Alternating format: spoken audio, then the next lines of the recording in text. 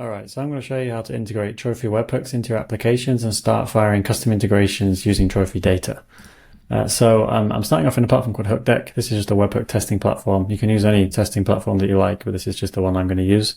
So I've set up a new source in HookDeck, and how this is going to work is Trophy is going to send events to this URL that HookDeck's given me, and then I'm going to set HookDeck up to forward those events to my local host development environment so I can actually develop with the webhook code.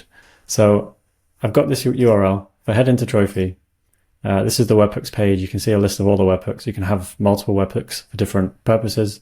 And you can see a list of the logs here. So I'm just going to create a new webhook. I'm going to call it something boring.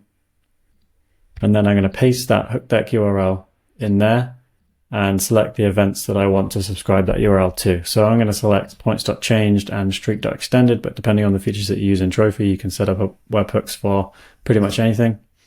I'll create that webhook and it's going to show me the secret. I'll use this in a little bit to secure the endpoint. So I'll copy that for now, but I won't run through that just yet. You can see the new webhook is there. It's sending 2 events to this URL. So how this is going to work is Trophy is going to send events to this HookDeck URL, and then HookDeck is going to proxy those to my localhost environment. So I just need to add a destination here. I've clicked the localhost tab and it's given me a few instructions. I just need to install the HookDeck CLI.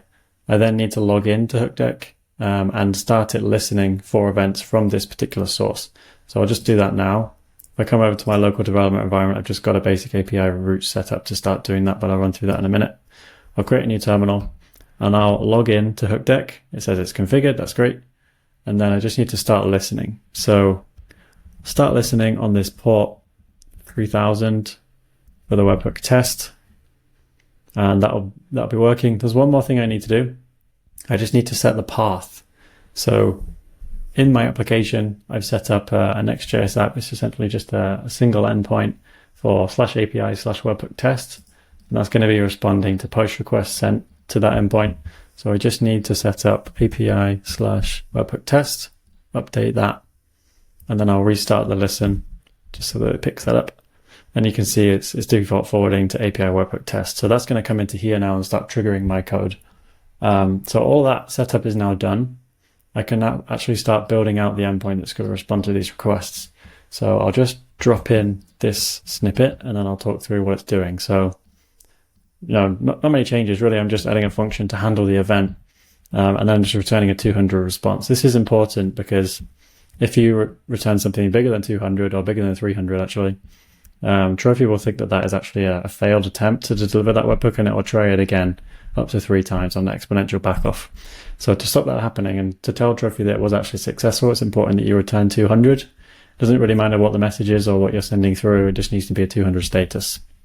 And I've got the handle event function down here. It's a switch statement on different types of payload. And this means I can handle lots of different types of events in one endpoint. So it makes the management a lot simpler. So I'm saying if the type of event that's coming through is a points changed event, I'm handling that in one way. If it's a streak extended event, I'm handling that in a different way.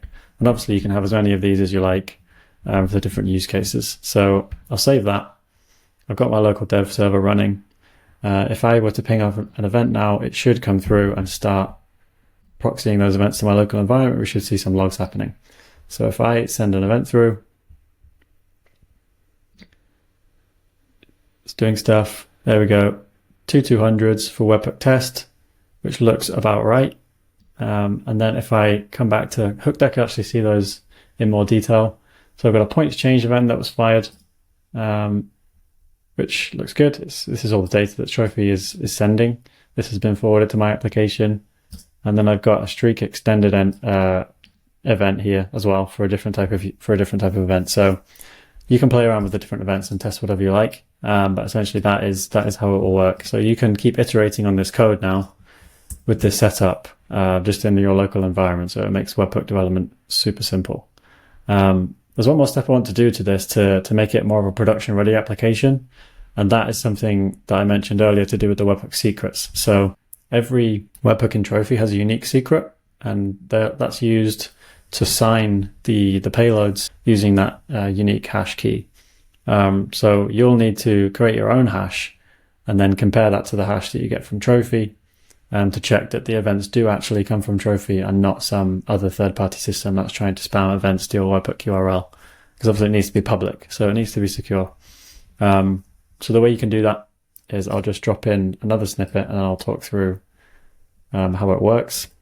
But it just adds a little bit more checking. So if I make this a bit smaller, essentially what we're doing is we're still receiving the request as normal, but then we're extracting something called the xTrophy signature header. And this is a header that we send that tells you the hash. So what we do in our code is we create our own hash using the secret that we get from Trophy, and then we compare the hash that we've created with the hash that Trophy's given us. And if those are the same, then we know that they've been hashed in the same way. So the key must be valid and it must have come from Trophy. If that fails, then we know that the keys don't match. So that means that this can't have come from Trophy. It must have come from some other place. The handle event is actually completely the same. So all you actually have is this extra check here, just one if statement to make it super secure.